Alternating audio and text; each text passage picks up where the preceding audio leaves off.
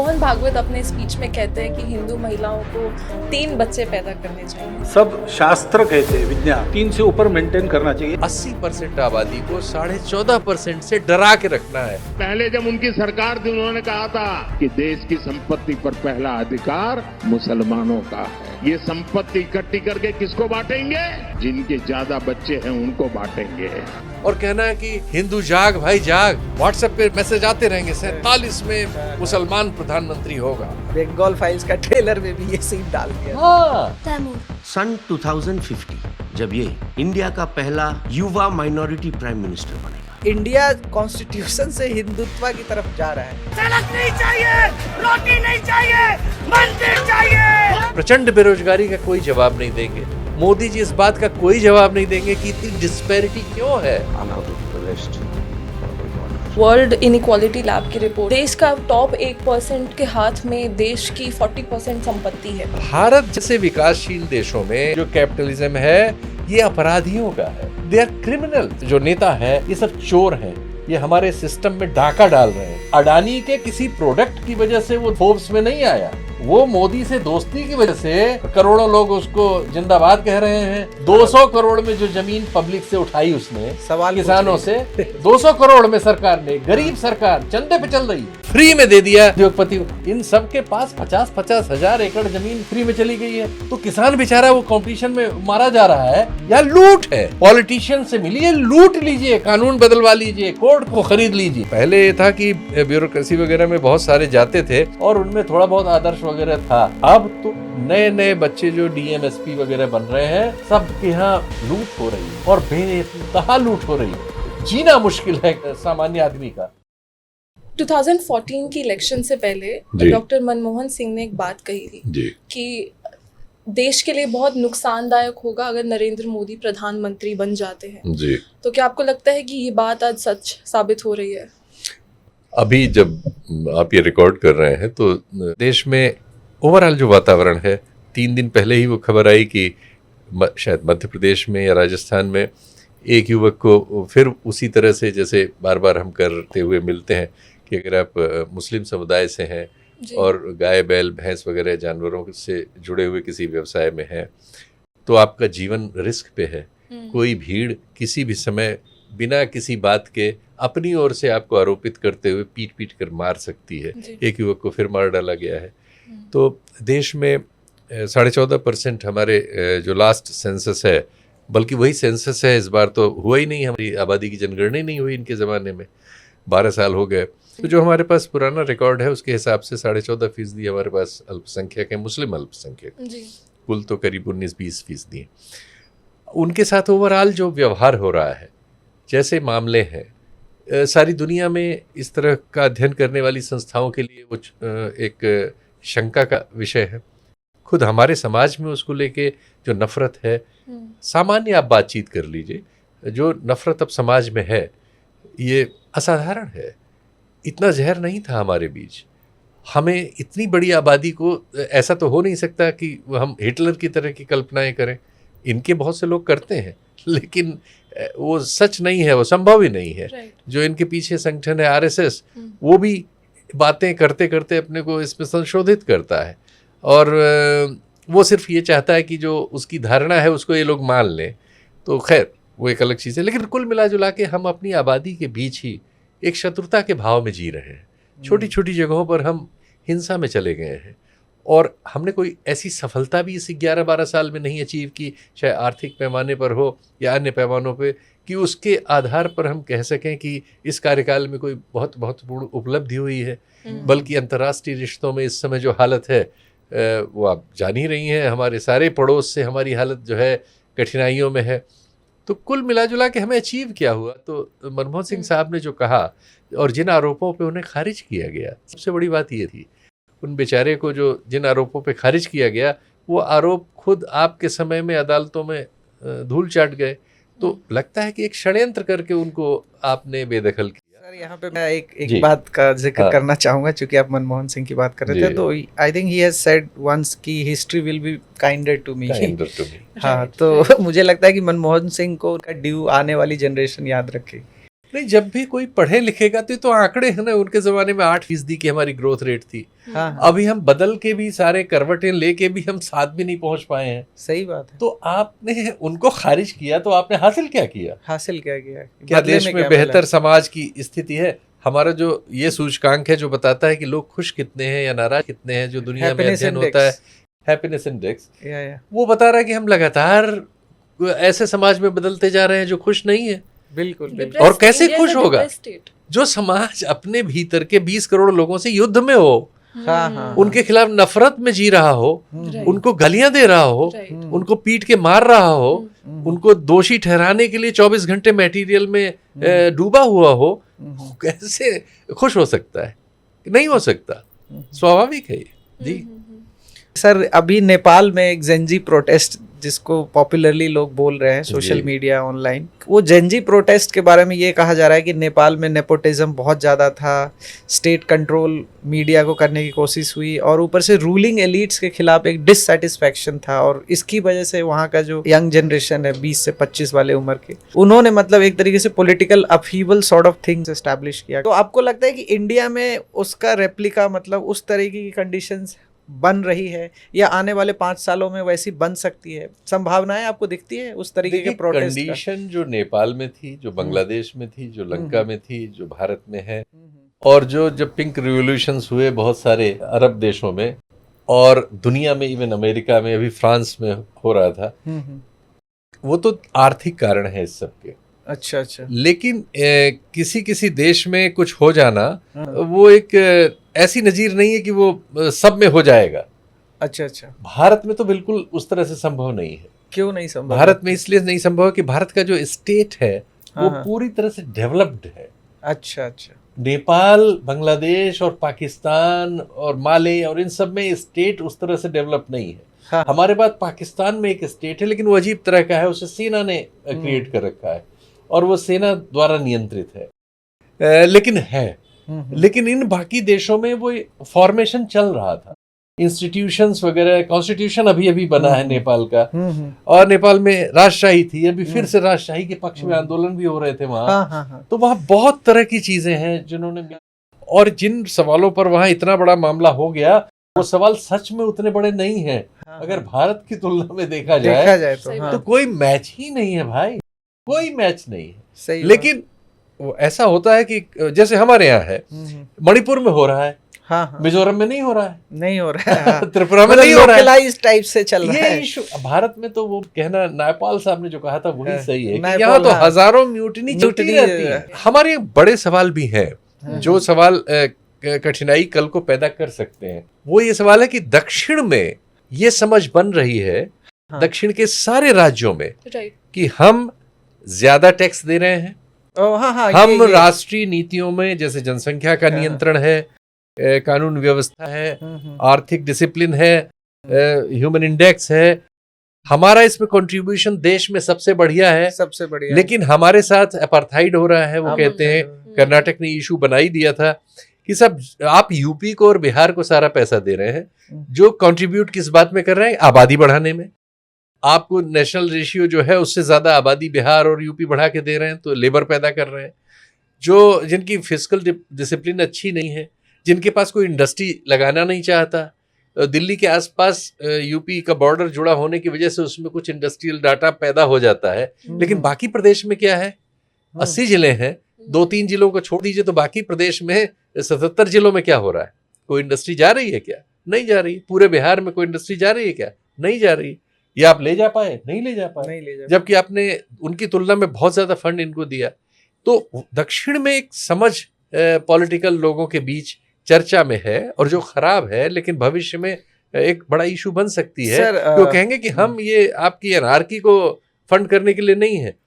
उसमें political reason आ रहा है कि जब ये पुनर्गठन होगा हमारी लोकसभा सीटों का, डिलिमिटेशन पे मैं आने वाला था, आबादी के आधार पर, तो वो बेचारे इस वजह से उनको सजा मिलेगी कि उन्होंने आबादी नियंत्रित की, सब कुछ किया, वो डिसिप्लिन में रहे, उन्होंने सोशल जस्टिस का मॉडल, सोशल जस्टिस में भी काम किया, ह्यूमन इंडेक्स भी उनका बढ़िया है, उनकी पढ़ाई लिखाई अच्छी है। और यहाँ हमने ये सब नहीं किया, आबादी बढ़ाई, गरीबी बढ़ाई, शिक्षा नहीं दी, असमानता बढ़ाई, इसका हमें इनाम मिलेगा कि हमारी और लोकसभा सीटें बढ़ जाएंगी, उनकी कम हो जाएंगी। ये जो चीज वहां पॉलिटिकल फ्रस्ट्रेशन उनकी आबादी में पैदा कर रही है, ये एक नया और बड़ा हमारे लिए सवाल भविष्य में शायद हो सकता है। सर यहाँ पे आपने वो नेपाल की बात कर रहे थे और उससे कॉन्ट्रास्ट इंडिया का हम जोड़ रहे थे, तो नेपाल तो मेरे ख्याल से 2006 के बाद राजशाही खत्म हुई और तमाम तरह के कम्युनिस्ट मूवमेंट हुए, माओवादी भी आए, फिर संविधान बना, लेकिन मतलब वो जो हिंदू राष्ट्र से, मतलब राजशाही से फिर कॉन्स्टिट्यूशन और कॉन्स्टिट्यूशन से फिर से हिंदू राष्ट्र बनाने की डिमांड भी मतलब नेपाल में चल रही है। तो इंडिया कॉन्स्टिट्यूशन से हिंदुत्व की तरफ जा रहा है। सो ये जो ट्रांजिशन जो जिस फेज में बीजेपी क्लेम कर रही है कि हम हिंदू राष्ट्र की ओर अग्रसर है, कि आपको क्या लगता है कि हिंदू राष्ट्र का जो आइडिया है, क्या वो नेपाल पे अगर फिट नहीं हुआ तो क्या इंडिया पे फिट हो सकता है? देखिए, दुनिया भर में कैपिटलिज्म जो है वो अपने उन सामाजिक सवालों को हल करने में भारी विफल रहा है, और एक समय उस पर दबाव था कि सोवियत संघ नाम की एक चीज उसके सामने मॉडल थी कि साहब अगर आप अपना ठीक नहीं रखेंगे तो लोग क्रांति कर देंगे या बदलाव करके वो कम्युनिस्ट हो जाएंगे और एक कम्युनिस्ट स्टेट पैदा कर लेंगे। कैपिटलिज्म उससे अपने को बचने के लिए लड़ाई लड़ता रहा पिछली पूरी सेंचुरी।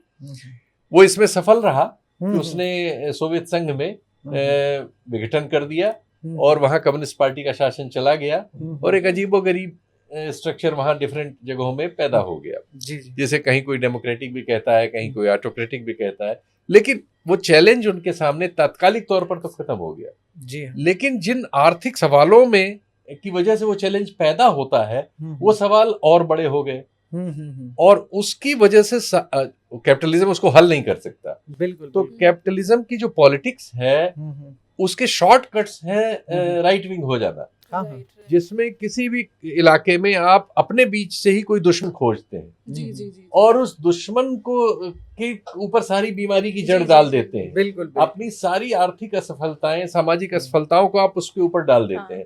तो अमेरिका और वेस्ट ने क्या किया है, उन सब के यहाँ दक्षिण पंथ उसी तरह से ग्रो हो रहा है, डेमोक्रेसीज जो है, और वो ये कह रहा है कि साहब ये जो बाहर से आ रहा है, हमारे देश में जो घुसा चला आ रहा है अवैध और वैध तरीके से, इसकी वजह से हम फेल हो रहे हैं। उसने उस पर डाल दिया, या फिर मान लीजिए रूस और यूक्रेन की लड़ाई हुई तो रूस उस पर कुछ डाल दिया। बिल्कुल। ये सब दक्षिण पंथी अप्रोच है, जैसा अभी ट्रंप ने संयुक्त राष्ट्र के भाषण में कह दिया।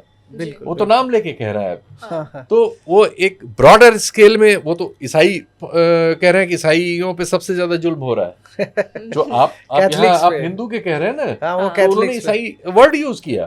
तो वो ला रहे हैं वही चीजें, जो चीजें आप भारत में देख रहे हैं वो भारत में ही सीमित नहीं है, नहीं, वो पूरे डेमोक्रेटिक वर्ल्ड में है। चूंकि हम समस्याएं क्या है, अनएम्प्लॉयमेंट आप एड्रेस नहीं कर पा रहे हैं कहीं, आपने सब जगह डिस्पैरिटी ऐसे कर दी है। बिल्कुल। कुछ लोगों के हाथ में सब कुछ चला गया है। बिल्कुल। और सब कुछ बाकी लोगों से सब कुछ छीनने के लिए फैसले हो रहे हैं।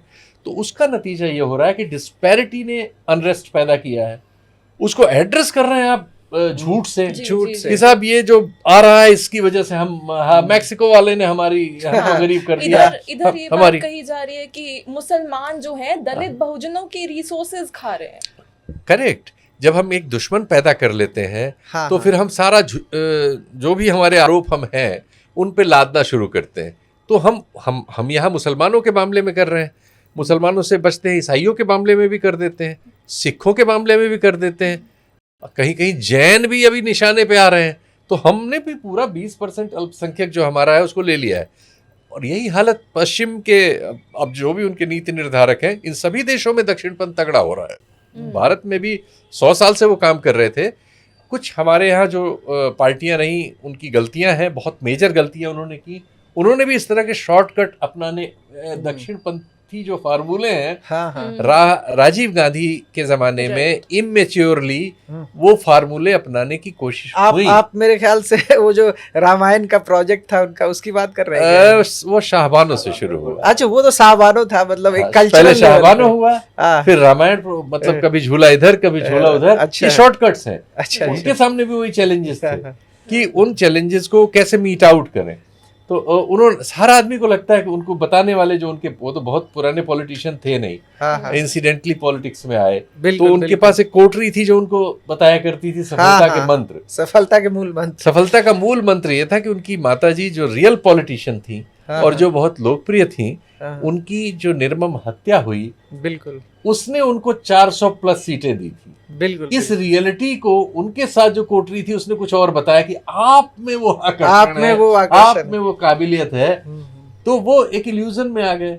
अब जो चैलेंजेस आए उनको हल करने के लिए फिर उन्हीं लोगों ने बताया कि शाहबानो सर, सारे मुसलमान हमारे वोटर हैं, नाराज हो जाएंगे, ये तो आप इस पे झूला इधर झुलाइए। तो उन्होंने एक झूला उल्टा झुला दिया। पहले मुझे आरिफ मोहम्मद खान साहब खुद बता चुके हैं कि उन्हें राजीव गांधी ने ही कहा था वो स्टैंड लेने के लिए, जो उन्होंने लिया। बिल्कुल बिल्कुल। और बाद में राहुल गांधी ही उससे उलट गए दूसरे लोगों के समझाने से, और उन्होंने संसद में दूसरा स्टैंड ले लिया, और ये कहीं के नहीं रहे। अल्टीमेटली इनको वीपी सिंह के साथ जाना पड़ा।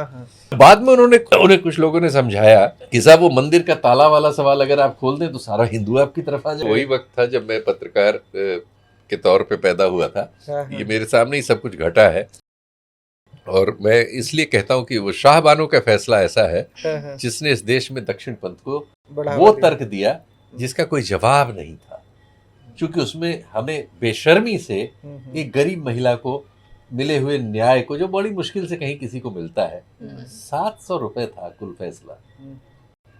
उसके हस्बैंड को कुल 700 रुपए देना था मंथली, और उसके इस्लामी फंडामेंटलिज्म रूस के हमले की वजह से अफगानिस्तान में 78-79 में पैदा हो गया था, पैदा किया गया था।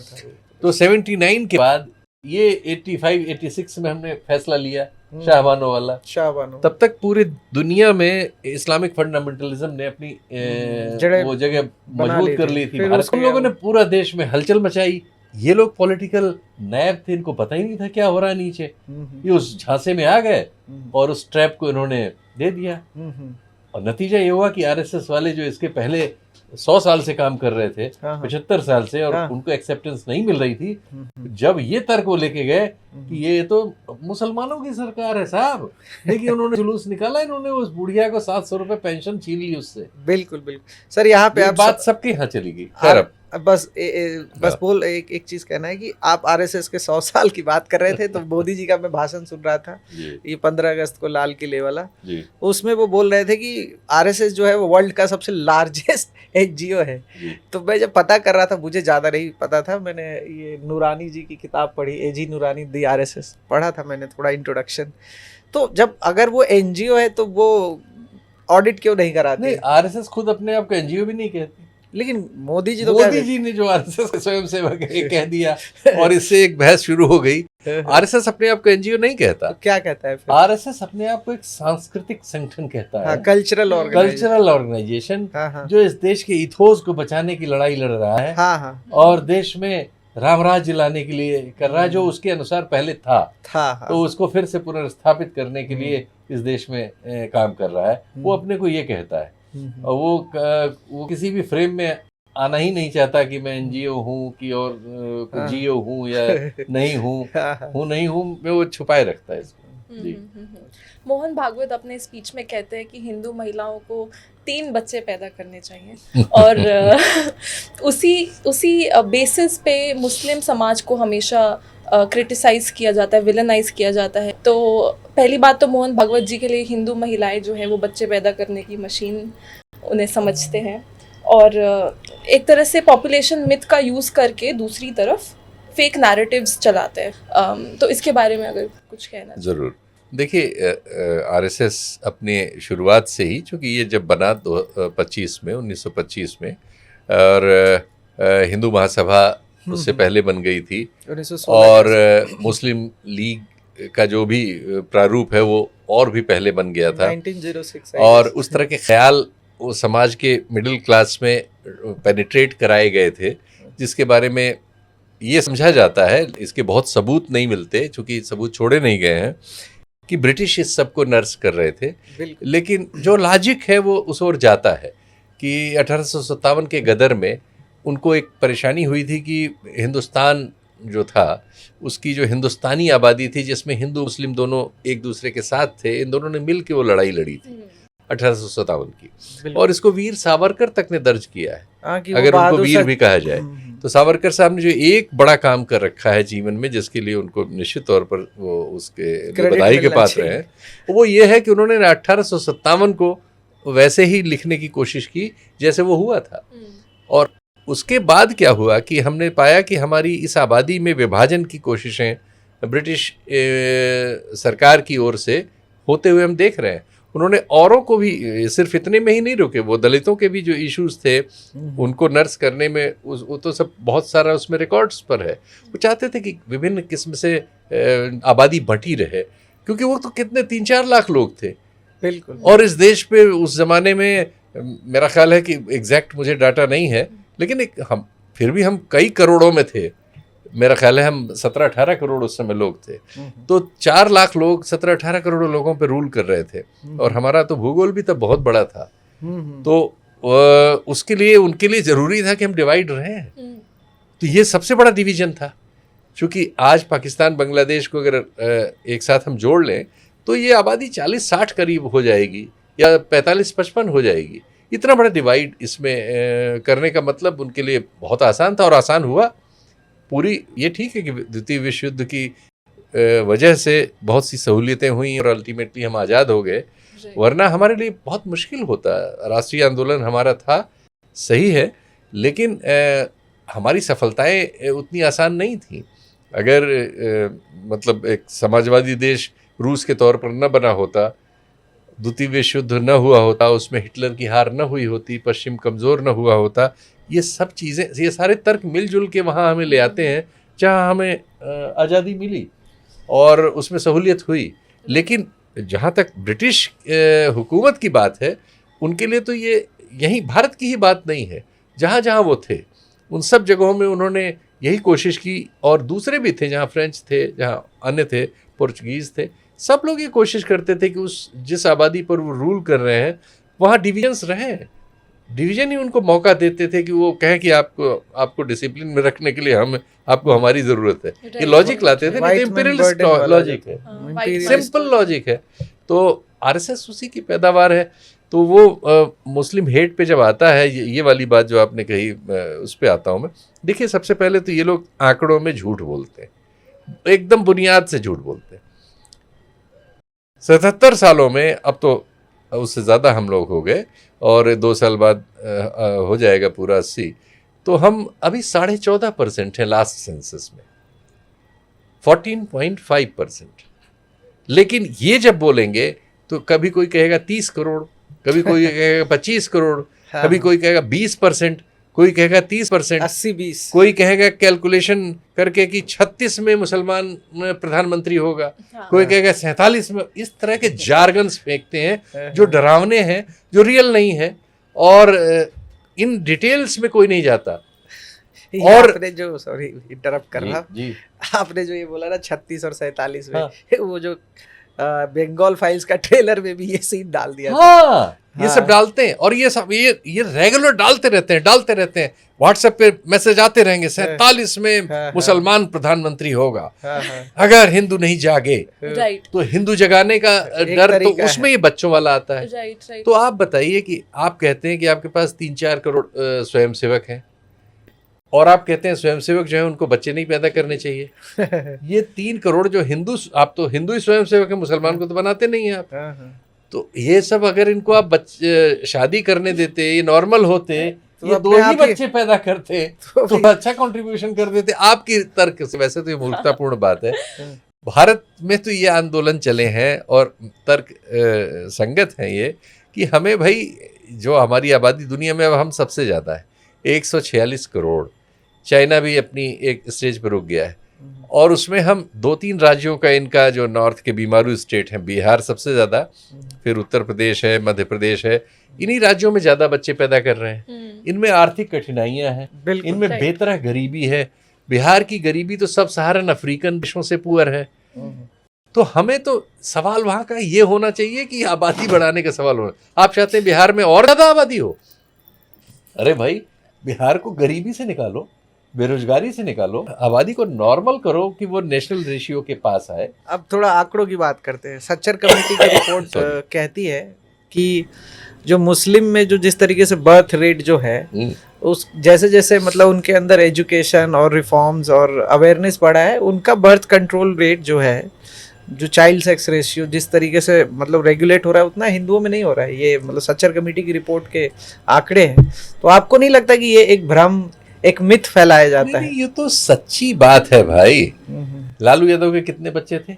मुसलमान है। हाँ, नरसिंह राव कितने भाई बहन थे? इवन मुझे पता चला कि मोदी के भी नरेंद्र 7 मोदी भाई, कितने भाई बहन हैं? ये मुझे तब वही पता कह रहा चला, हूँ, 7 भाई ये तो हैं सब सर। हिंदू हैं। हाँ हाँ, लेकिन ये इसलिए है कि जो इन सब की बैकग्राउंड है उसमें मैं एक भी समानता 4 है। भाई बहन। एनटी रामाराव कितने भाई बहन बच्चे थे उनके सबके? करुणानिधि। ये सब करुणानिधि, ये सब इसकी वजह बैकग्राउंड है। सही बात है। जब आप वहां से आते हैं जहां बच्चे ज्यादा होते हैं, जहां शिक्षा नहीं होती तो वहां बच्चे ज्यादा हो जाते हैं, कठिनाइयां होती हैं। becomes a fundamental factor, you know, Yes. that it's a way to control Hindu women also. Yes, कि तुम्हारा काम यही है जिंदगी नहीं वो का। तो कह रहा ही, वो तो है ही है। मैं वहां तो उतने उस पे कठिनाई पे जाऊंगा तो ये लोग उस पे पता नहीं कहाँ भाग जाएंगे। मैं तो बहुत सरल आंकड़ों पे आ रहा हूँ कि बच्चे किसके ज्यादा होते हैं। मेरा दोस्त जेएनयू में पढ़ाते हैं, अभी रिटायर हो गए। हम लोगों के समय में वो थे, हम तो नहीं पढ़ पाए, वहाँ छोटा भाई पढ़ता था। मजहर नाम है उनका। मजहर, हाँ समझ गया। मजहर, Geography एक बच्ची है उनके, एक बच्ची है। मियाँ बीवी दोनों प्रोफेसर हैं। बीवी उनकी शायद हमदर्द में पढ़ाती है। तो दोनों पढ़े लिखे हैं, तो एक बच्ची है उनके। वो तो ये इस्लाम में कंट्रीब्यूट ही नहीं कर रहे हैं इस लिहाज से।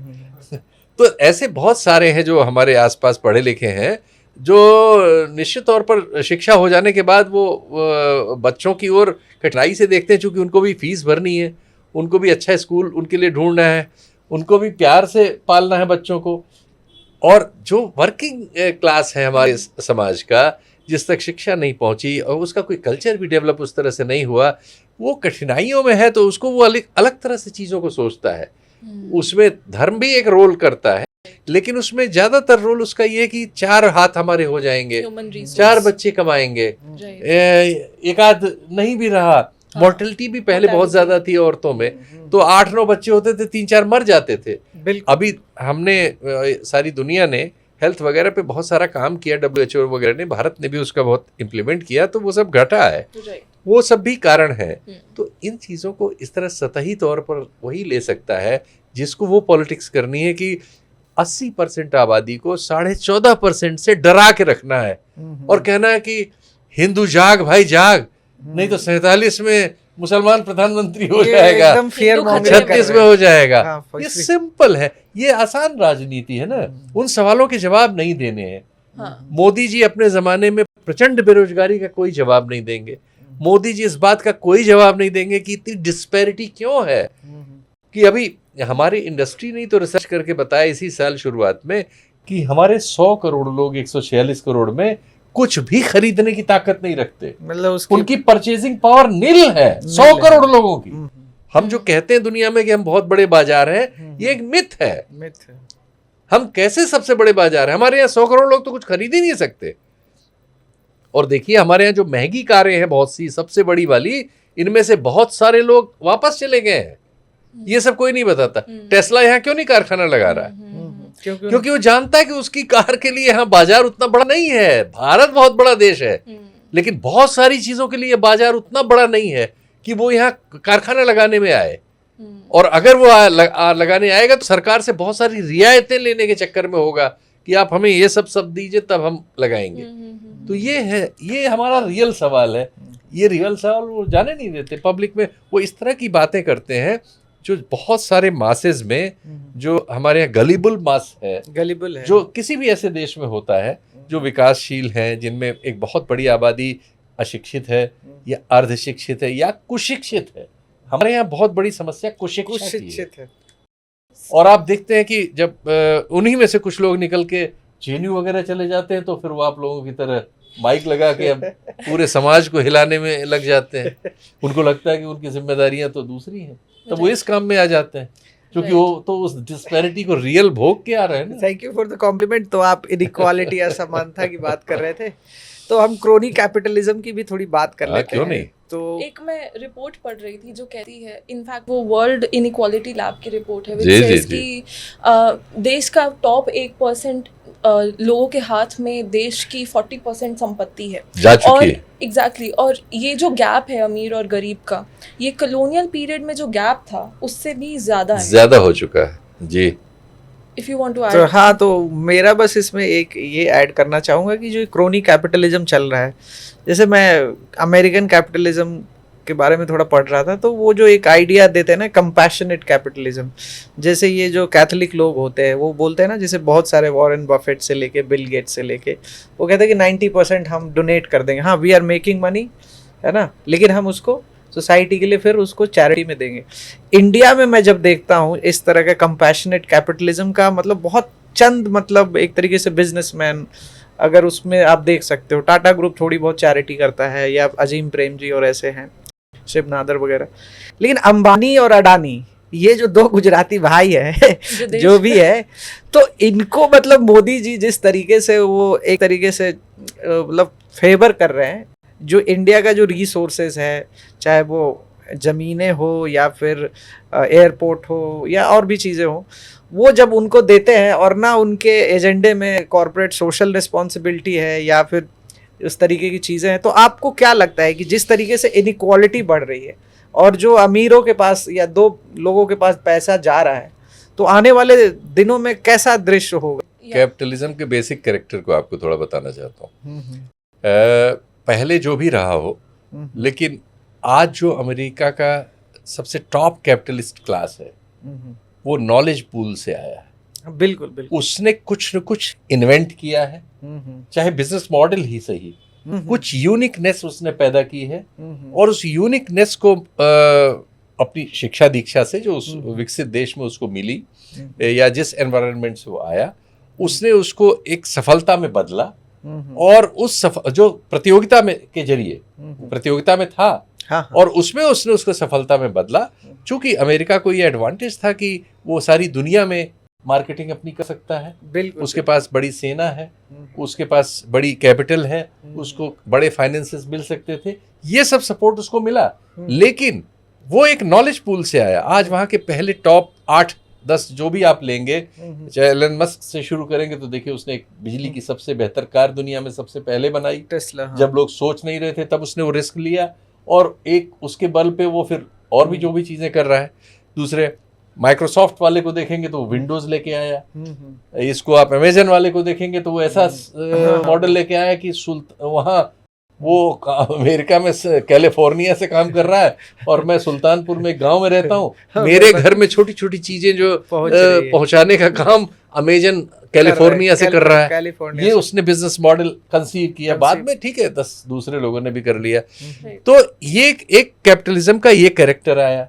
भारत जैसे विकासशील देशों में, अफ्रीकी देशों में और बहुत सारे एशिया और इन सब देशों में और कुछ पूर्वी यूरोपीय देशों में भी जो कैपिटलिज्म है ये अपराधियों का है, दे आर क्रिमिनल्स।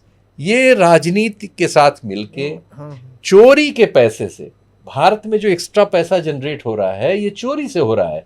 हमारे यहाँ जो मिडिल क्लास ब्यूरोक्रेसी वगैरह से आया है और जो नेता है ये सब चोर हैं, ये हमारे सिस्टम में डाका डाल रहे हैं, और ये चोरी के पैसे को एक सेकेंड, ये चोरी के पैसे को विदेशों में ले जाते हैं, टैक्स हेवंस में रखते हैं, वही साइकिल होके हमारे इन कंपनियों में आता है, और ये कंपनियां हमारे ही एसेट को हमसे ही इन्हीं सरकारों से मिलके औने पौने दाम में लूट के बड़े इंडस्ट्रियलिस्ट बन गए हैं।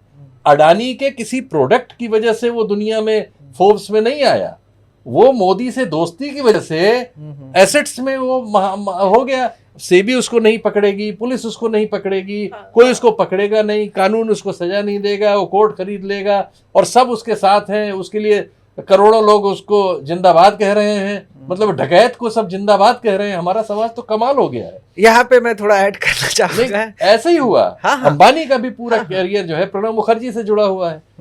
हमारे यहाँ साफ साफ राजनीति से मिलके, सत्ता से मिलके संसाधनों की लूट और करप्शन के पैसे से, ये सब करप्शन का पैसा है जो मॉरिशस रूट से या सिंगापुर रूट से आता है, मैक्सिमम मॉरिशस रूट से, ये हमारे यहाँ चोरी का पैसा है। जो भ्रष्टाचार से जनरेट हुआ है। तो मैं बस एक जी। इसी में ऐड करता हूँ थोड़ा मेरे सा। को भी तो जो सर आप बोल रहे थे ना अडानी के जो, तो वही मैंने जब हिंडनबर्ग रिपोर्ट पढ़ी थी हाँ। तो उसमें जो आप जो बात कर रहे थे गौतम अडानी के भाई विनोद अडानी, उसके पूरे परिवार हाँ। वाले लोग 7 कंपनियां, सेवन आइलैंड, मॉरिशस, हिवाई हाँ, एक भाई उन्होंने बाहर रख दिया है और मतलब एक कंपनी पैसा का हैंडल शेयर कर। का। वो कोई काम करता क्या? हाँ। विनोद अडानी दुनिया में कोई काम करता, कोई प्रोडक्ट लाया है? आवारा पूंजी इधर से उधर तब कर रहा है। यही जो पूंजी चोरी से जा रही है हाँ। उनको हैंडल कर रहा है वहां बाहर के बैंकों में और ला रहा है। और हमारा देश चूंकि उसे पकड़ने नहीं है, सेबी ने भी क्लीन चिट दी है, कभी कोई भी दे देगा, सुप्रीम कोर्ट भी दे देगा, क्लीन चिट होल्डर है वो तो। और वो वही पैसा है घूम के उसकी कंपनियों में लग रहा है। हाँ, शेल और उससे वो एयरपोर्ट, यहाँ कानून बदलवा के एयरपोर्ट खरीद ले रहा है, कहीं कुछ खरीद ले रहा है, जो चाह रहा है। जो भी चीजें, सारे पोर्टों का मालिक हो गया, जो भी कमाऊ थे। बिजली वितरण का धंधा है कमाऊ, उसका मालिक हो गया।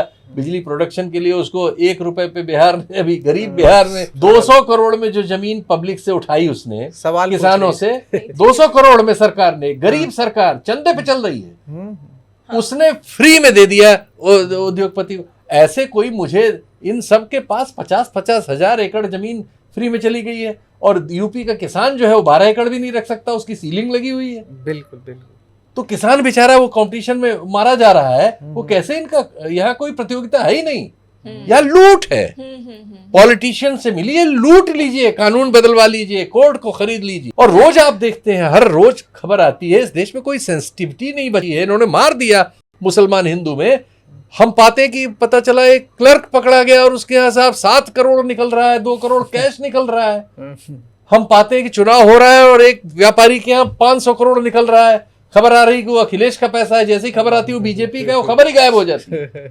500 करोड़ कैश घर में। और 1-2 नहीं, रोज हमारे यहाँ आता है फलाना कर्मचारी, उसके यहाँ 3 करोड़ निकला, 4 करोड़ निकला।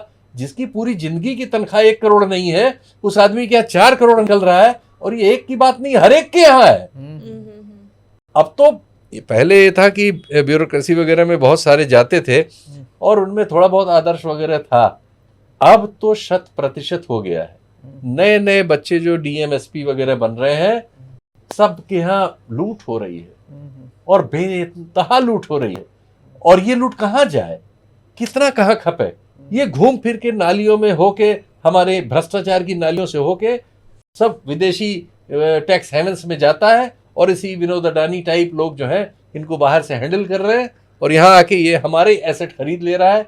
और हमारे, इसने पर्यावरण को लूट लिया है, लाखों पेड़ इन्होंने काट दिए, हमारे संसाधनों को लूट लिया है और डिस्पैरिटी को इतना बड़ा कर दिया है कि जीना मुश्किल है सामान्य आदमी का। और इसको सिर्फ हिंदू मुस्लिम बाइनरी में बांट के राजनीतिक जीत हासिल कर ले रहे हैं।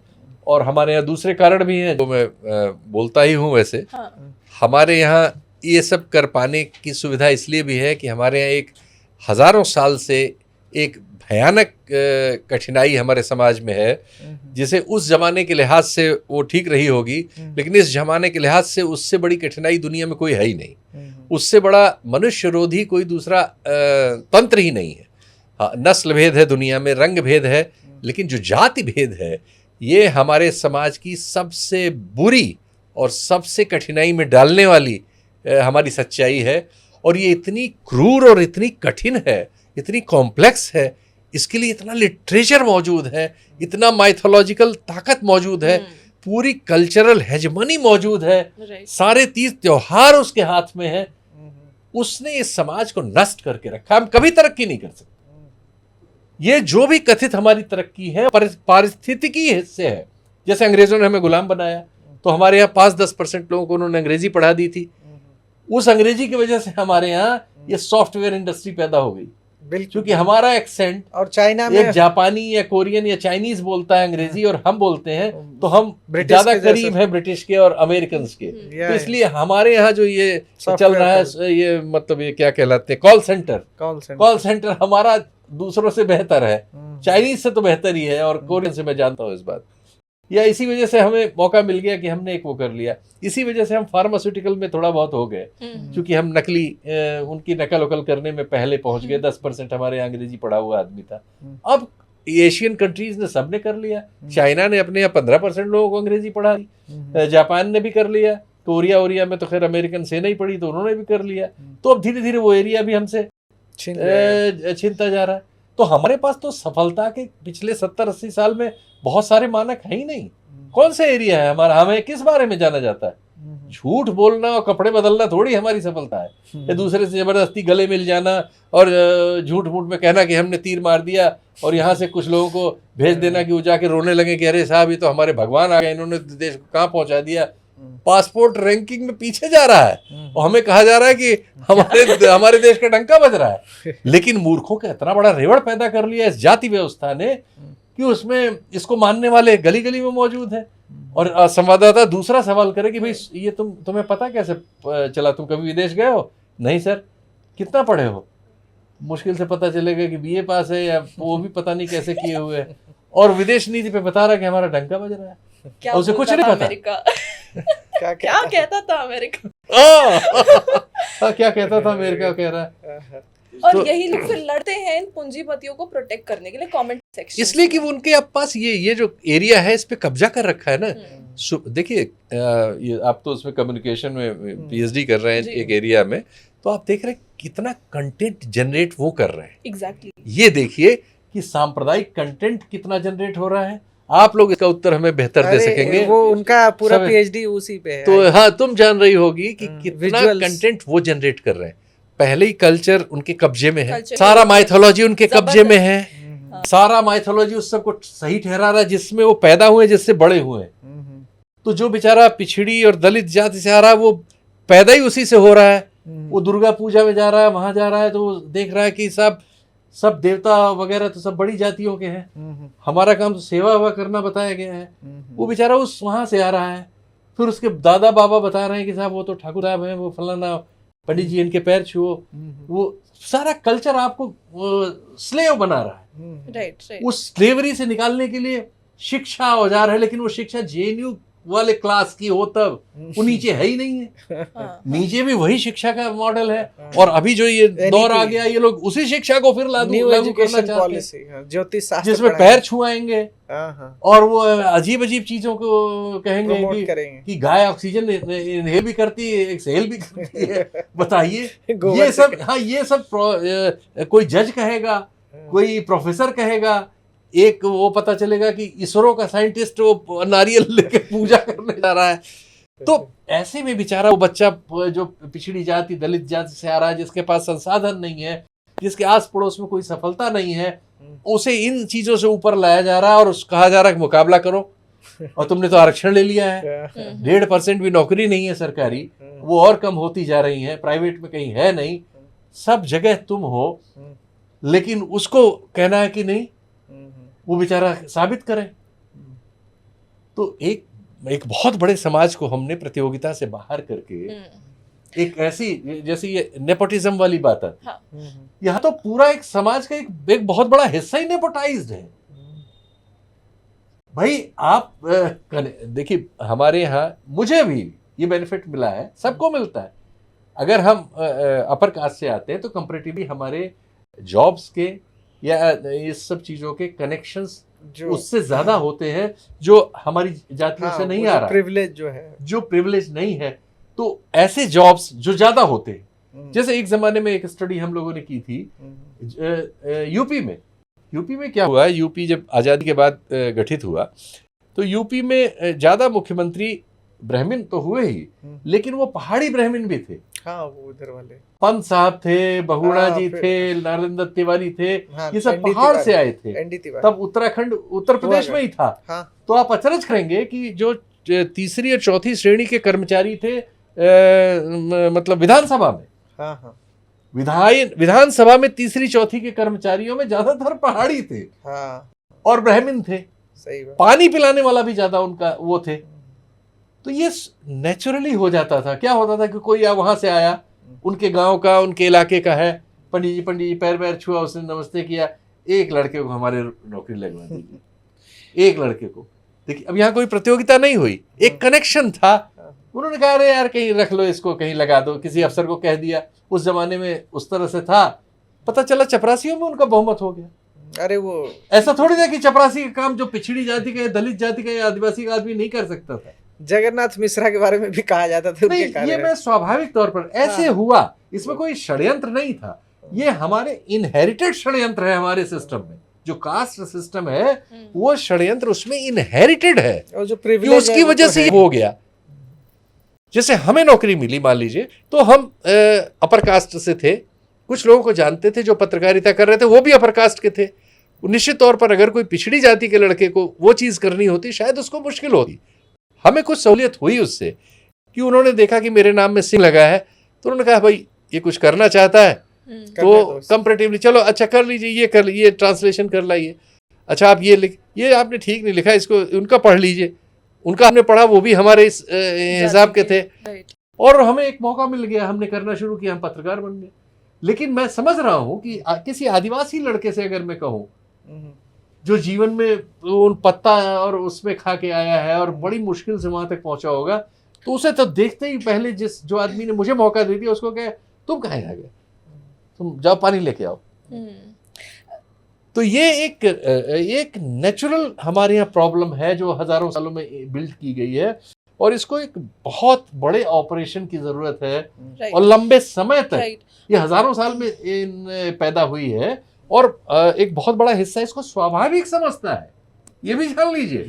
इससे मतलब अपर कास्ट का बहुत बड़ा हिस्सा जो है, बहुत बड़ा क्या 100% के आसपास, डिवाइन ऑर्डर, वो इसमें कोई गुनाह नहीं समझता, वो इसमें कठिनाइयों को समझता ही नहीं है, वो इसको नेचुरली समझता है कि ये सही है। नहीं तो काम कौन करेगा? हाँ, वो कहता है कि अरे मजदूर जो है, ये जो राशन दिया जा रहा है इससे मजदूर बिगड़ रहे हैं, हायरार्की और फूड चेन वाला, ये सब जो तर्क आते हैं ना, ये उसी तरह से जैसे स्त्रियों के बारे में कहना कि अरे वो तो 3 बच्चे पैदा कर ही सकती है, करना चाहिए उनको, बनी है करने के लिए बनी है।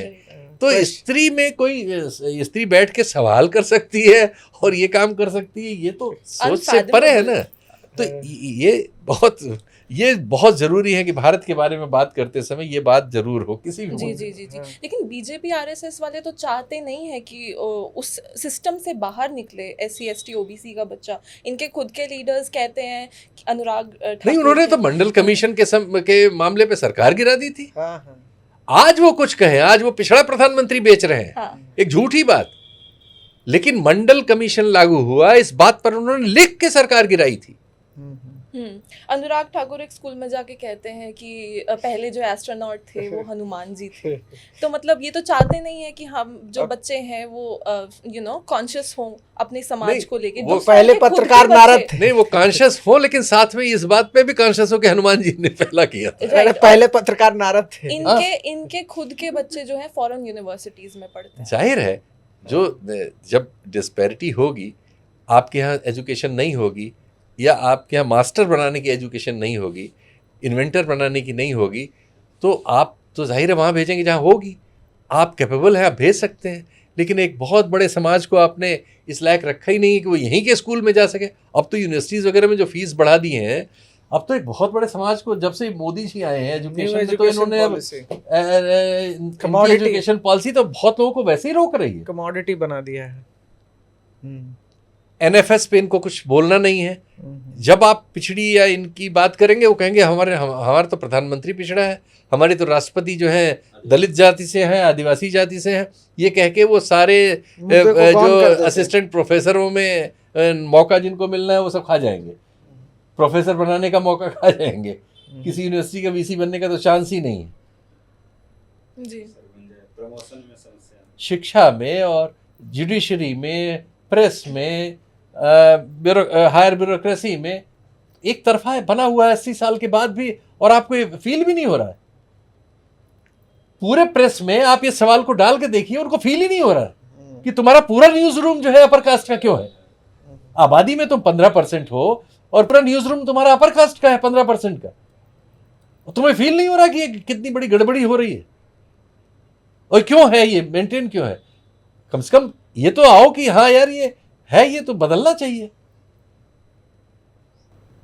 राइट। आप सर मीडिया में जिस तरीके की बात कर रहे थे, जो डिस्पैरिटी है, अभी एक रीसेंट ट्रेंड देखने को मिला है कि जिस तरीके से सामाजिक न्याय या कास्ट सेंसस की बातों को मतलब एक तरीके से काउंटर करने के लिए, मैं अभी हाल फिलहाल में देखता रहता हूँ पिछले 6-7 महीने का ट्रेंड या 1-2 साल का, कि बाबाओं को बिठा दिया जाता है, वो भी बाबा जो पोंगा पंडित होते जिनको कुछ मतलब धर्म की जानकारी भी नहीं है, ना रिलीजियस स्क्रिप्चर पढ़ा है।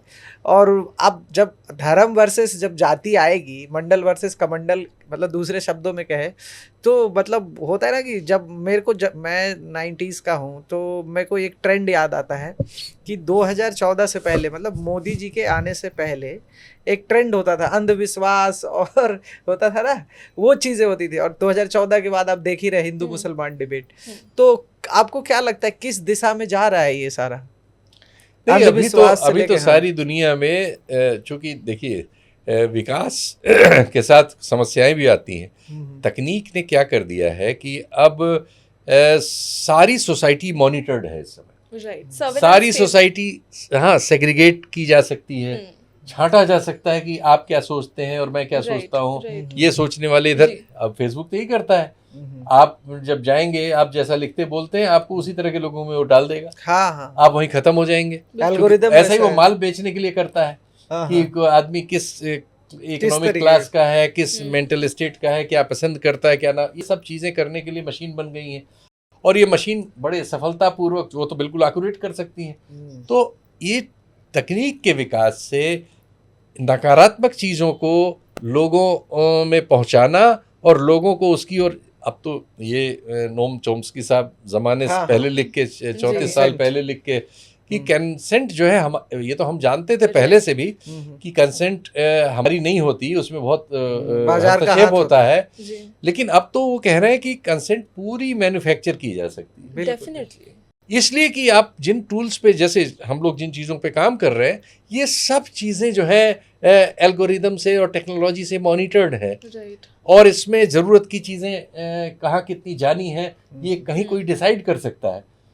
तो अब चैलेंज उससे बहुत बड़ा बढ़ चुका है। राम पुनियानी जी का मैं एक पॉडकास्ट सुन रही थी जिसमें वो कहते हैं कि इस देश को जो है 4 गुजराती चला रहे हैं, 2 खरीद रहे हैं और 2 बेच रहे हैं। जो अडानी का पूरा इशू था, किस तरह उनको 1 रुपये में लीज में 30 साल के लिए लैंड दिया गया बिहार में। जी। सुप्रीम कोर्ट का ऑर्डर आया है कि जो 200 वीडियोस जितने भी यूट्यूबर्स हैं इंडिपेंडेंटली जो काम कर रहे हैं, जो अडानी पे जो उनकी वीडियोस हैं उन सबको हटाया जाए। So why is this protection coming from the state itself? मतलब जो चौकीदार है, जो चोर है, वो अपने गुजराती दोस्तों को सुप्रीम कोर्ट से नहीं था बेटा, वो आया था लोअर कोर्ट से। अच्छा। उसके बाद सेशन कोर्ट में उसमें से एक मामला तो खारिज हो गया था। राइट। यानी एक ग्रुप ऑफ जर्नलिस्ट थे उसमें, तो कुछ लोगों ने एक पिटीशन डाली थी और जो ठाकुरता है उन्होंने अलग पिटीशन डाली थी। जो ठाकुरता साहब वाला फैसला है वो मैं नहीं देख पाया हूँ, शायद वो उसी कोर्ट में चला गया है जिस कोर्ट ने दूसरों को रिलीफ दी है। तो उम्मीद की जाती कि उनको भी रिलीफ मिल जाएगी। वो नीचे की कोर्ट से आया था और सेशन कोर्ट से उसको दूसरे जज ने खारिज कर दिया है। तो अब उसमें स्टेटस ये है कि जो जैसे स्टे कर दिया है, तो जो जैसे था वैसे ही है जी। बस यहाँ पे मैं एक सवाल और जोड़ना चाहूँगा इसमें, जैसे अभी अभिसार शर्मा या पे काफ़ी सारे, जैसे हिमंतो बिस्व शर्मा ने वायर के करण थापर और अभिसार शर्मा जैसे लोगों को मतलब कटघरे में या मतलब यूएपीए लगाया बेसिकली। लेकिन वो अगर हम देखें तो जो हिमंतो बिस्व शर्मा पे उस तरह के संगीन आरोप है, इवन बीजेपी वाले नरेंद्र मोदी और अमित शाह बोलते थे। तो ये जो ट्रेंड हुआ कि किसी पे भी आप पहले तो दबाव बनाने के लिए DCBI से छापा मरवा दो, जब वो दबाव में आ जाए तो अपनी पार्टी में मतलब उसको शामिल कर लो, या ये जो वॉशिंग मशीन वाला जो बोलते हैं एनालॉजी की, बीजेपी की वॉशिंग मशीन में डाल के अजीत पवार या जो भी है संगीन भ्रष्टाचार वाले। तो आपको क्या लगता है कि मतलब ये भ्रष्टाचार क्या सच में एक मुद्दा है या जस्ट मतलब बीजेपी को बस पावर में रहना है इसके लिए वो एज ए टूल यूज करते हैं? देखिए, दक्षिणपंथी दल दुनिया में जहाँ पावर में आए हैं तो वो पावर को मेंटेन करने के लिए जो भी प्रचलित नॉर्म्स वगैरह होते हैं इन्हीं लोगों के बनाए हुए, यानी जो डेमोक्रेटिक वर्ल्ड है, इन्होंने अपने लिए जो कानून कायदे बना रखे हैं। यहाँ जब दक्षिणपंथी आ जाते हैं तो वो अपनी नॉर्म्स को तोड़ ताड़ देते हैं या फिर इंस्टीट्यूशंस को इस तरह से कंप्रोमाइज करा लेते हैं, जैसा भारत में हो रहा है कि सारे जो स्क्रूटनी वाले इंस्टीट्यूशंस हैं, जैसे सबसे पहले अपना धंधा ले लेते हैं मीडिया। अच्छा, सबसे पहले उन्होंने क्या किया, इस मीडिया को बकरा बनाया। अच्छा, पहले उन्होंने गुजरात में ये सब प्रयोग कर लिया था ओके, कि शुरुआत होती है नौकरशाही से। ओके, नौकरशाही में सबकी मॉनिटरिंग करना, सबको सुनना उनना, प्रलोभन देना और ऐसे लोगों को लाना जो जिनमें रीढ़ नहीं होती, जो कॉन्स्टिट्यूशन की जगह आपको फॉलो करते हो। हाँ हाँ, तो पहले वहाँ से शुरू होता है। फिर होता है कि उंगलियां क्या क्या हैं, मीडिया है, कोर्ट्स हैं और सोसाइटी में जो सोशल ग्रुप्स हैं, तब फिर इनको टारगेट किया जाता है। तो मीडिया के लिए ये है कि मीडिया का जो आर्थिक ढांचा है पहले उसको वो कंट्रोल करते हैं। तो ज़्यादातर हमारे यहाँ जो मीडिया जिस कैरेक्टर में अब पहुँच चुका है, या वैसे सारी दुनिया में ही, वो अब साधारण लोगों के बस की खेती नहीं रह गया था। ये टेक्नोलॉजी जिससे हम आप काम कर रहे हैं इसको छोड़ दें तो टेलीविज़न जो आया था ये बहुत महंगा सौदा था। बिल्कुल, राष्ट्रीय चैनल एक निकालने के लिए 400-500 करोड़ चाहिए, इलेक्ट्रॉनिक मीडिया जो, और उसको सालाना चलाने के लिए कम से कम 150 करोड़ चाहिए। और कम से कम ये माना जाता है कि 3-4 साल तो उसको उस पे आने पे लिए, ब्रेक इवन वगैरह पे आने पे चाहिए, जो सफल रहेगा। मुझे पंकज पचौरी ने एक प्रोग्राम में बताया था कि करीब 450 हमारे पास न्यूज़ चैनल हैं इस देश में, और उन्होंने बताया था कि 4 ग्रुप छोड़ के सब घाटे में हैं। हाँ वो तो है। तो जब सब घाटे में हैं तो सब के सब जो है डिपेंडेंट हैं, सरवाइव कैसे करेंगे? और उन्होंने ये भी बताया कि ये सब के सब इनका 70-80% रेवेन्यू अब सरकारों पे निर्भर हो गया, सरकार से आ रहा है। हाँ, तो ये हमारी समस्या हुई कि जो मीडिया का लीडर है वो टेलीविजन है, और टेलीविजन जो है घाटे में है, और घाटा पूरा कर रही है सरकार। तो ये दक्षिणपंथी सरकार ने क्या किया कि इस लीवरेज को इस्तेमाल करते हुए इन सब के मालिकों को बिल्कुल मुर्गी बना दिया। और नौकरियां कौन करेगा, कौन न्यूज़ रूम संचालित करेगा, कौन एडिटर होगा, कौन सा एंकर हमें चाहिए, कौन सा नहीं चाहिए, ये सब इन लोगों ने तय करना शुरू किया। और ये सब उन्होंने गुजरात के लेवल पर ही कर लिया। पहले मतलब दिल्ली में किया। हाँ, दिल्ली में, गुजरात में एक राज्य में उन्होंने सफलतापूर्वक इसको किया। दिल्ली में जब वो आए तो पूरी उनकी टीम थी ये सब करने वाली, और उस टीम ने दिल्ली पूरे नेशनल प्रेस को, हालांकि वो उसके पहले ही मनमोहन सिंह के ज़माने में ही उद्योगपतियों वगैरह से चंदे वंदे दिला के और उस तरह से काफ़ी चीज़ें अपने कंट्रोल में कर चुके थे।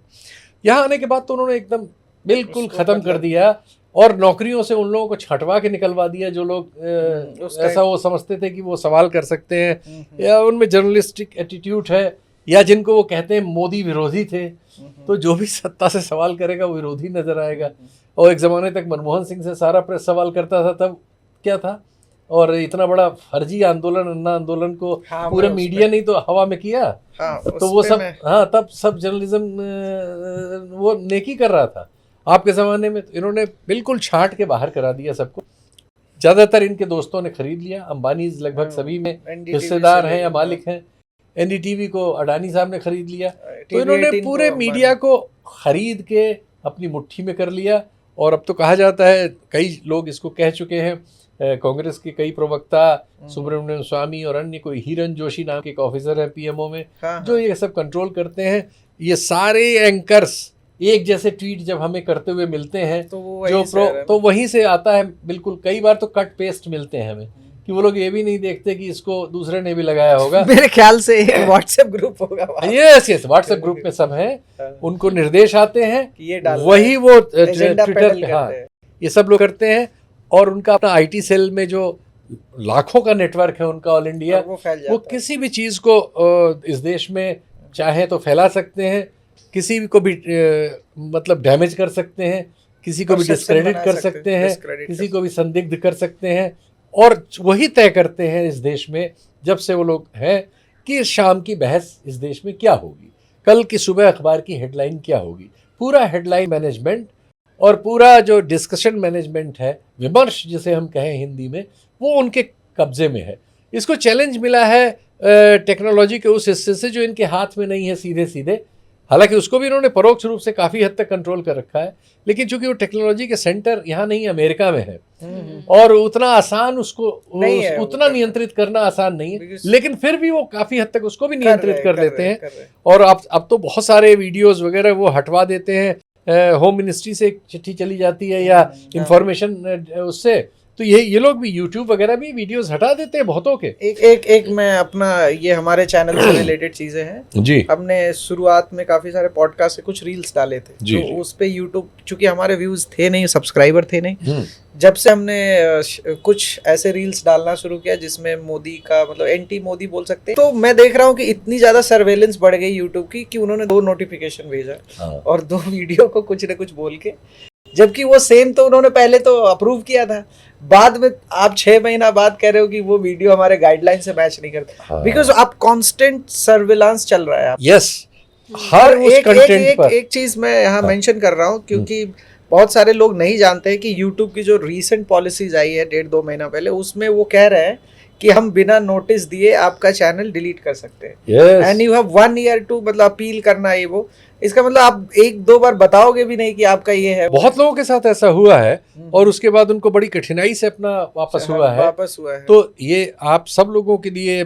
चेतावनी भी है और सावधानी रखने की भी जरूरत है कि ये मत मान लीजिए कि वो अमेरिका में उसका सर्वर है तो फिर आप यहाँ आजाद हैं।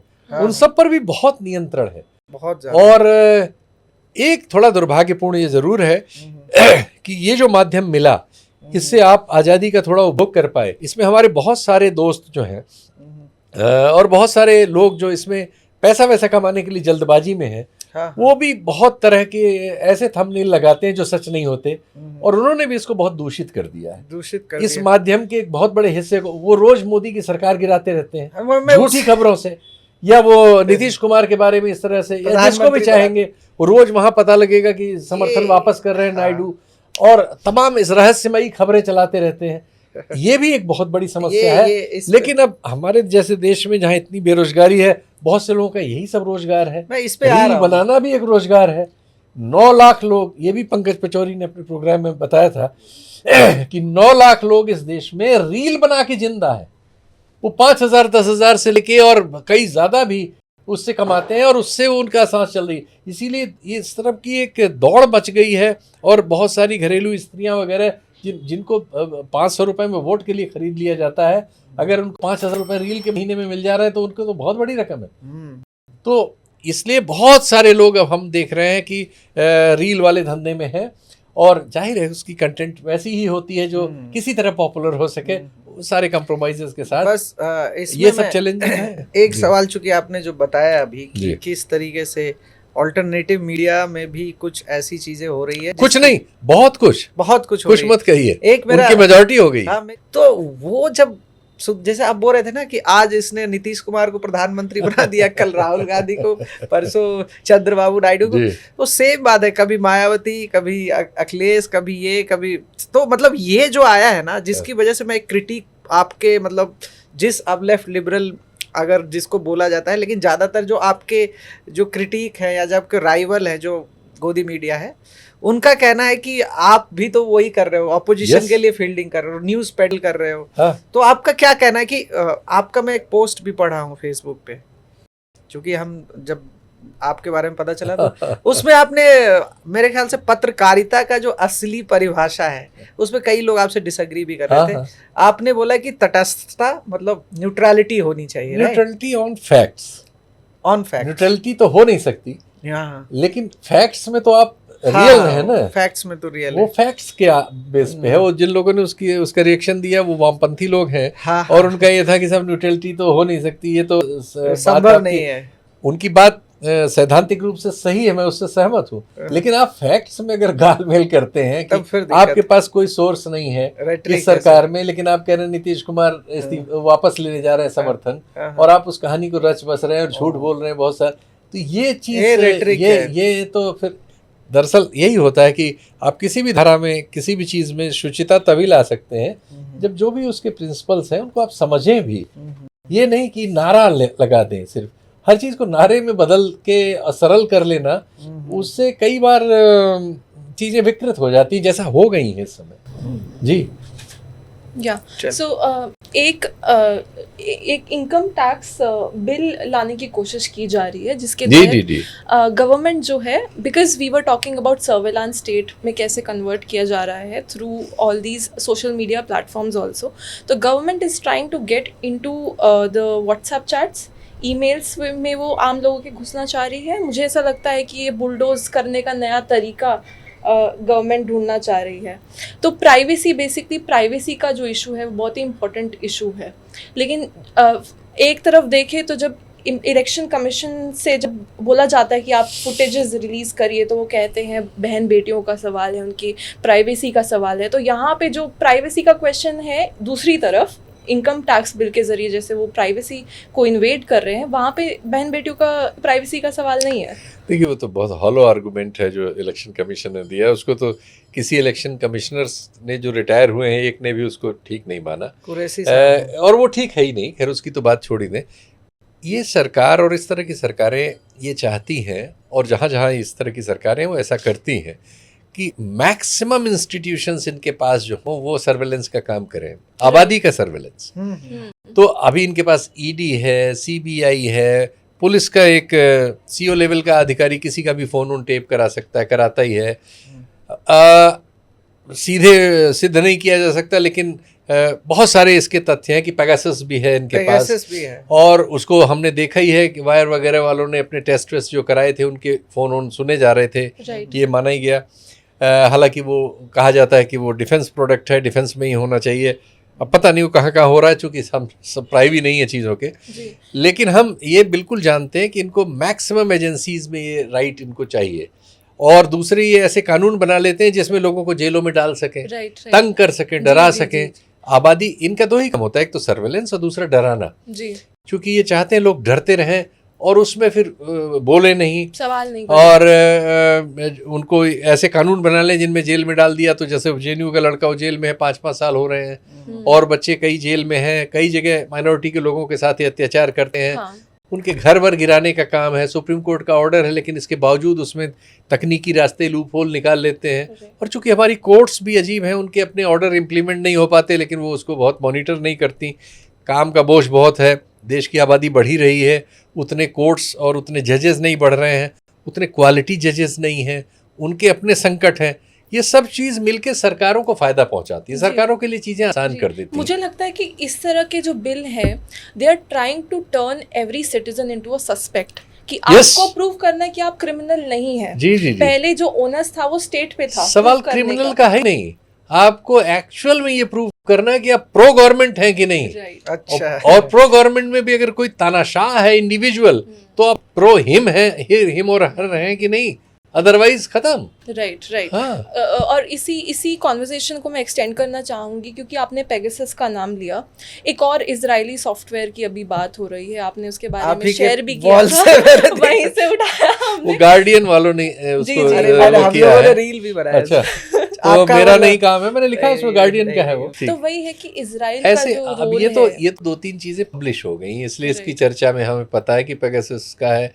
क्योंकि उस पर दूसरी एजेंसीज, यूरोप वगैरह के लोग मुकदमा लड़ने चले गए, फिर अमेरिका में हुआ तो पता लग गया। हमें नहीं मालूम कि कितने और सॉफ्टवेयर इस पे काम कर रहे हैं। इसलिए हम तो एक इशारा कर सकते हैं कि ऐसा हो रहा है, लेकिन उसकी रियलिटी कितनी डीप है हमें क्या पता, और हमें कैसे हो सकता है, क्योंकि हमसे तो पता न हो।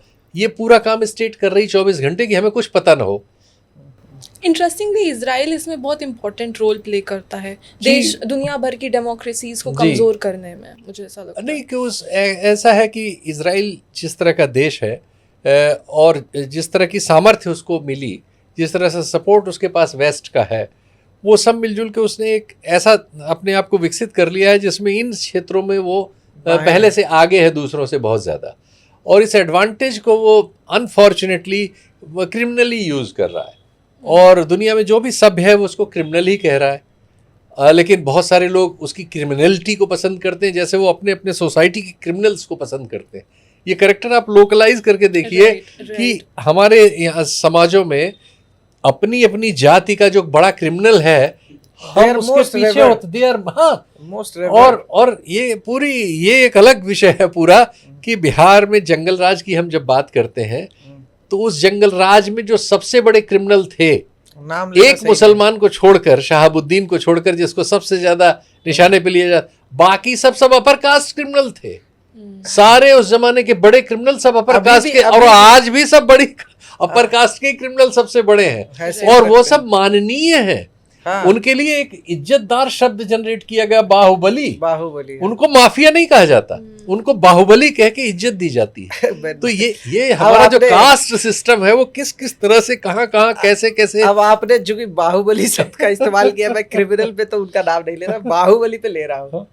जैसे आनंद सिंह हो गए, आनंद मोहन हो मैंने गए। पोस्ट लिखी है इस पर। तो फिर तो मतलब वो क्या है अब? आज हमारे यहाँ से राजा भैया का आया, हाँ, राजा भैया उनकी के। पत्नी ने कुछ बड़ी भारी हाँ, शिकायतें की हैं। हाँ हाँ हाँ। तो और वीडियो जा रहे हैं, और उन्होंने पहले की, उस पर कोई एक्शन नहीं हुआ, आज उन्होंने वीडियो वगैरह डाल दिए हैं। तो यही है कि इस तरह से वो तो अकेले उनकी बात नहीं है, ऐसे हर शहर में, हर जिले में कोई है और सब वो माननीय है। तो इस सिस्टम में उनको सबको इज्जत मिलती है, क्योंकि ऐसा हर जाति में है। हाँ। अपनी जाति के क्रिमिनल को रॉबिन हुड बनाना और रॉबिन उनको हुड बनाना। माननीय दर्जा देना, ये फितरत है। ये फितरत नहीं, ये जाति- मतलब हाँ, जाति ये एक व्यवस्था। सामूहिक हमारी कमजोरी है, लेकिन जिसको हमने दूसरी तरह से अंगीकार कर लिया है। बिल्कुल बिल्कुल। हाँ। सो आप सर, हम लोग बहुत सारी समस्याओं के बारे में बात कर रहे थे, media, crony capitalism, surveillance, state किस तरीके से काम कर रही है। तो हम मतलब उसके कुछ रिफ्लेक्शंस जो आजकल देखे जा रहे हैं, उसमें से एक जो वोटर वाला जो डिलीशन का मामला, SIR का जो बात हो रहा है, बिकॉज ये डेमोक्रेसी को डायरेक्टली एक तरीके से इम्पैक्ट करता है, जी। और इसकी वजह से कहा जा रहा है कि नरेंद्र मोदी सत्ता में बने हुए हैं। और जिस तरीके से मतलब खुलासे हो रहे हैं, मे बी डेटा अभी उतना ज़्यादा अच्छे से राहुल गांधी पुटअप नहीं कर रहे हैं, लेकिन कहीं ना कहीं एक हिंट मिल रहा है कि आखिर में क्या किया जा सकता है इलेक्शन कमीशन और मतलब PMO के थ्रू। तो आपको क्या लगता है कि जो जितने भी इंस्टीट्यूशन हैं, जो कि मतलब इलेक्शन कमीशन को तो खास करके वैसा होना चाहिए कि इस तरीके का बायसनेस नहीं होना, तो आपको क्या लगता है कि ये किस दिशा में जा रहा है? मतलब मैं इसके बाद एक और सवाल पूछूंगा। ये मुद्दा आने से पहले जिसकी बात कम की जाती है लेकिन ज़्यादा की जानी चाहिए, हमारे यहाँ ये बात आने से पहले ये हुआ कि एक इलेक्शन कमिश्नर को नियुक्त किया गया, शायद गोयल साहब थे। हाँ हाँ। उनको एक दिन पहले इस्तीफा दिलाया गया नौकरी से, अगले दिन वो इलेक्शन कमिश्नर बना लिया गया। अच्छा।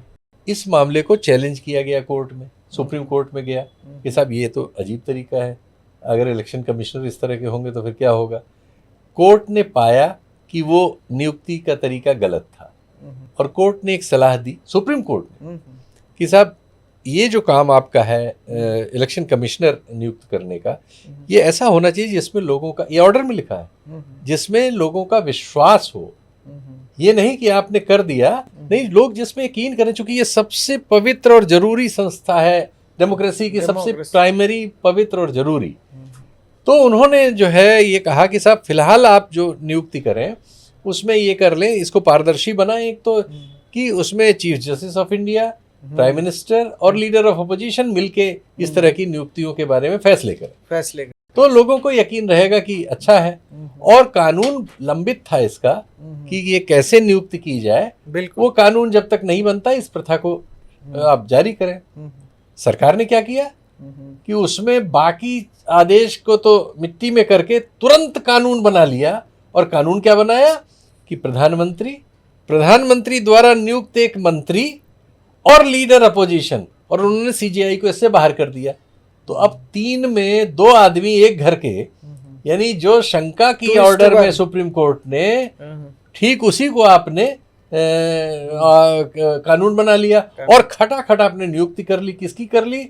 एक आदमी, इसमें जो उन्होंने दूसरा मंत्री चुना वो अपना गृह मंत्री चुना, जो अभी इन्होंने पूछा था कि 2 आदमी सरकार चला रहे हैं, 2 आदमियों को सरकार से लाभ दे रहे हैं, तो वो 2 आदमियों ने मिलके लीडर ऑफ अपोजिशन, इसमें डिसेंट के अलावा क्या कर सकता, अकेला वोट है, तो उन्होंने अपने ऑफिस में काम करने वाले जॉइंट सेक्रेटरी, जो बाद में एडिशनल सेक्रेटरी हुए, बाद में उसी के दूसरे डिपार्टमेंट में सेक्रेटरी हुए, उनको उन्होंने तुरंत जो है देश का चुनाव आयुक्त नियुक्त कर दिया, मुख्य चुनाव आयुक्त, और कानून में ऐसे बदलाव कर दिए कि मुख्य चुनाव आयुक्त और आयुक्तों के खिलाफ आप अब किसी कोर्ट में नहीं जा सकते। आप उनके किसी कार्य के खिलाफ किसी कोर्ट में नहीं जा सकते, उनको प्रोटेक्ट कर दिया, उनको प्रोटेक्ट लीगल कर दिया। तो ये जो पूरी गड़बड़ी योजनाबद्ध ढंग से की गई, वहां से बात शुरू होनी चाहिए। अच्छा, ये इसलिए context। हाँ, ये कॉन्टेक्स्ट आना चाहिए कि ये चुनाव का कानून ही बदला जाना चाहिए। तो अजीब कानून है, सही बात। तब तो इस देश में पारदर्शिता कैसे रहेगी? इलेक्शन आप अपने मनपसंद हमेशा ऐसे अफसरों को लाएंगे जो आपके यसमैन होंगे और वो उनसे सारे पाप कराएंगे। बाकी सारे पाप जो है इन सबको लाके, यदि राहुल गांधी के आरोप जांच होने पर सत्य पाए गए, उनमें काफी मटेरियल है, काफी मीट है उसमें, लेकिन कोई भी जांच उसको कंफर्म करे, कोई स्क्रूटनी हो लीगल और सब चीजें जो प्रोसेस होती हो, उसके बाद वो जिस नतीजे पे पहुंचे, तो निश्चित तौर पर ये तो बहुत खतरनाक स्थिति में हम लोग हैं। लोकतंत्र में सिर्फ यही चीज हमारे यहाँ लोकतांत्रिक कहलाने लायक बची थी। जी। जैसा डेम इंस्टीट्यूट स्कैंडिनेविया का कहता है हमारे बारे में कि हमारे यहाँ सिर्फ हम इलेक्टोरल ऑटोक्रेसी हैं, वो ये कहता है। सिर्फ चुनाव होने के अलावा, ये रूस के बारे में भी यही है कि बस चुनाव होने तक हमारा लोकतंत्र है, बाकी हम कोई लोकतांत्रिक तौर तरीका पालन नहीं करते। जी। और वो सारे आपके डिस्कशन में आ रहा है, कैसे हम सोशल मीडिया में कर रहे हैं, कैसे हमने मीडिया को कर लिया, कैसे हम जुडिशियल अपॉइंटमेंट में कर रहे हैं, एक और सब्जेक्ट है। लेकिन मैं अब आपका थोड़ा सा पॉपुलर एक सवाल लेते हैं, हम बताएं कि जैसे आप चूंकि इन सब चीज़ों की बात कर रहे थे, तो एक क्रिकेट को जो कॉमर्स है, जैसे वो मैं इसलिए कह रहा हूँ कि आपने वो फिर से 2 गुजराती भाइयों का जिक्र कर दिया तो उसमें उनके एक बेटे हैं मोदी, अमित शाह के जैसा। जी। अब जब ये हमला हुआ था पहलगाम के बाद, इन्होंने बोला कि हम हर तरीके के रिश्ते कर रहे हैं, इवन हम आईसीसी के इवेंट से, मतलब भारत पाकिस्तान क्रिकेट मैच जो कभी कभी होता है लेकिन अब आप देखिए एशिया कप में, मतलब वहाँ पे जो नेशनलिज्म है वो एक तरीके से क्रिकेट नेशनलिज्म हो गया। तो आपको क्या लगता है कि मतलब जब ये क्रिकेट की बात आ रही है जहाँ पैसा इन्वॉल्व है बड़े लेवल पे, चूँकि अरुंधति रॉय हमेशा कहती रहती है जेएनयू में, मैं कई बार सुना उनको कि ये जो आईपीएल है ना, जिसमें पैसा आता है तो फिर सारा नेशनलिज्म गायब हो जाता है।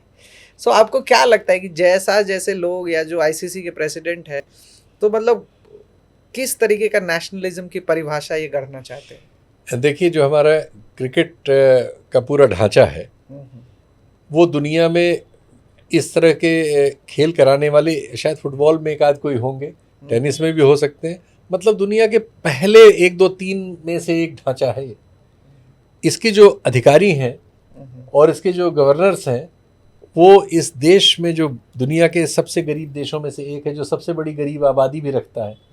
हम तीसरी चौथी अर्थव्यवस्था की भी बात करते हैं, लेकिन दुनिया में सबसे ज़्यादा गरीब लोग इसी हमारे देश में, ऐसे देश में ये क्लब जो है, इसके अधिकारी और व्यवस्थापक, मतलब जो हमारे यहाँ सोचने से परे सुविधाएं हैं, तो ये एक ऐसा क्लब है जिसमें जो इसके गवर्नर्स हैं और जो अधिकारी हैं और इन सब लोगों को वो सुविधाएं प्राप्त हैं जो दुनिया में 1 2 3 को मिलती हैं।